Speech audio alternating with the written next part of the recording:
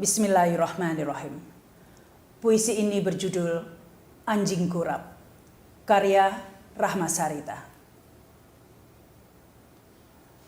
Pagi tadi di pinggir kali, ada anjing kurap berlari ke sana kemari, dengan najisnya yang mengikuti. Kuulurkan sepotong roti. Seketika matanya bersinar, mengucap terima kasih. Mengapa harus dibenci? Anjing kurap tak pernah berbohong, barang sekali. Tiba-tiba saja, aku teringat seorang mantan pejabat di negeri ini. Dia sukanya berbohong, sudah menjadi hobi. Pura-pura sederhana, padahal serakahnya setengah mati, semua dikorupsi. Pura-pura lugu, padahal ahli manipulasi. Pura-pura alim, padahal mungkin PKI. Dan pura-pura kuliah di universitas ternama, padahal ijazahnya beli. Dengan uangnya, semua dijadikan flying monkey. Bahkan preman pun dikalungi dasi, dasar NPD. Maunya selalu menduduki posisi tertinggi. Sudah tidak menjabat, tapi terus intervensi. Yang keluar dari mulutnya adalah kebohongan abadi. Satu-satunya yang tidak bohong adalah kebohongannya itu sendiri. Dan anehnya lagi, dia yang berbohong, dia juga yang lapor polisi. Negeri anomali. Puisi ini berjudul Lonte Arab, karya DJ Anak Jenderal. Pagi tadi ada lonte Arab berlari ke sana kemari di pinggir kali. Dia kesal tak ada tamu yang datang sejak malam hari. Kudengarkan suara ringkikannya. Kulihat liurnya menetes di setiap gumam mulutnya. Kata-kata busuk tercium, menyengat mengganggu pikiranku. Dia terus meracau menghina ciptaan Tuhan. Menuduh seseorang yang bahkan tidak pernah menyakiti dia sekalipun. Lonte Arab ini bukan sembarang lonte. Dia melontekan mulutnya. Dia melontekan narasinya. Dia juga melontekan asumsinya untuk merangsang pikiran semua orang. Agar dagangan najisnya laris manis. Agar dagangan najisnya laris manis. Tubuhnya dibalut gamis. Rambutnya ditutupi kain pemanis. Tapi itu semua memperlihatkan isi hatinya yang bau amis. Busuk. Wahai lonte Arab, jangan kau sebar narasimu yang busuk. Melonte sajalah ke negeri asalmu. Puaskanlah sesamamu di negerimu itu. Jangan kau ganggu Indonesia dengan ocehan-ocehan busukmu itu. Ini Indonesia. Kami Jokowi. Mendengar puisi yang dibawakan oleh penciptanya sendiri, Rahma Sarita, ini bukan kali pertama saya mendengar puisi-puisi yang berisi Fitnah. Bukan kritikan, ini fitnah. Fitnah ya. Karya-karya Rahma Sarita ini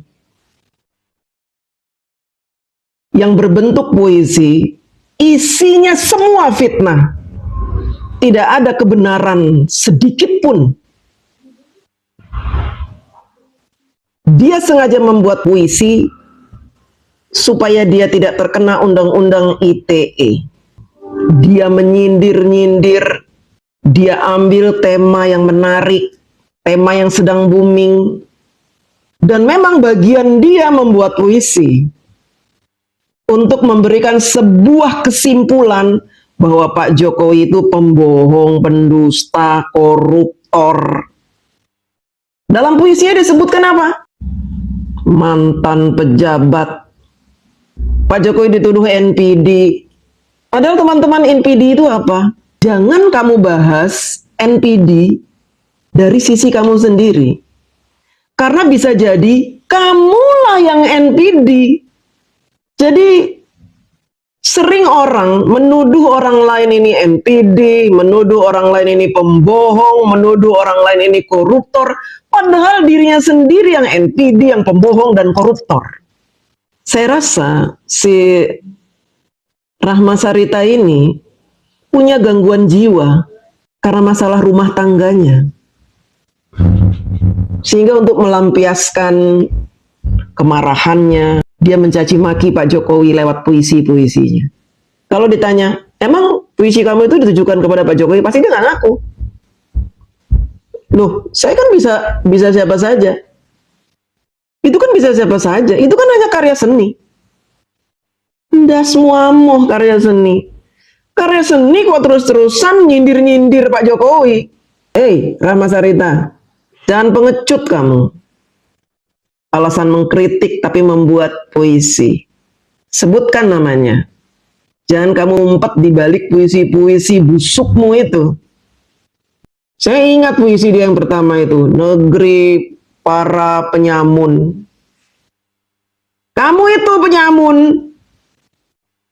Orang Yaman datang menjajah Indonesia. Lihat itu muka kamu itu. Lihat itu kaum kamu itu. Mencuri nasab, membohongi rakyat, membohongi umat. Minta dihormati supaya dagangannya laris. Jualan liur. Jualan yang bau amis. Menggunakan kalimat tauhid. Puisi kamu ini puisi orang stres. Memfitnah tapi di depannya mengucapkan bismillah. Saya tidak pernah menanggapi ocehan orang seperti ini. Tapi karena saya melihat ini orang semakin lama semakin kurang ajar, ya. Hingga saya agak keras kali ini. Dulu saya itu dipersekusi pendukung kaum kamu itu, yang ditipu oleh kaum kamu itu. Pencuri nasab, ngaku-ngaku keturunan Rasulullah. Pendusta kamu itu. Mau menjajah negeri kami dengan wajah cantik dan tampan kalian itu. Dengan hidung mancung kalian membohongi kami umat Islam. Gak usah ikut campur urusan politik. Kalau kamu sendiri gak jelas warga negaraannya. Kamu orang Indonesia. Kamu cinta NKRI. Banyak teman-teman saya yang meminta saya mengupas tuntas tentang orang-orang Yaman ini. Tapi saya bilang saya belum ada waktu untuk mengupas itu. Saya pikir nanti sajalah. Tapi ketika saya dikirimi puisi si Rahma Sarita ini, saya akan mengeluarkan unek-unek tentang orang Yaman di negeri tercinta ini. Saya sebagai warga negara Indonesia yang mencintai negeri ini, saya tidak mau rakyat Indonesia terus-menerus dikotori pikirannya oleh kebohongan-kebohongan gerombolan Yaman ini. Mereka ini ingin menguasai pikiran rakyat Indonesia dengan narasi-narasinya. Pertama-tama, mereka menjajah pikiran umat Islam di Indonesia dengan kebohongan demi kebohongan. Mereka menjual ayat, menjual hadis, menjual kuburan, menjual ludah, menjual rambut, menjual cerita-cerita bohong. Katanya Habib ini begini, Habib itu begini, Habib itu bisa begini, bisa begitu, bisa begini, bisa begitu. Dan sebagian besar umat Islam percaya dengan ocehannya karena mereka mengaku turunan Rasulullah Shallallahu Alaihi Wasallam. Mereka jual nama Rasulullah.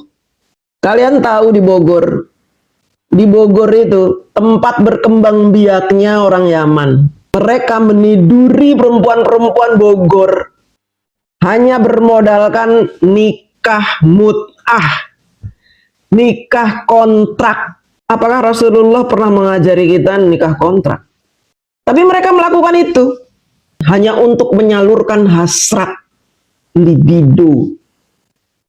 Pergi sana ke puncak, lihat itu. Anak-anak Arab itu banyak sekali, semakin hari semakin bertambah.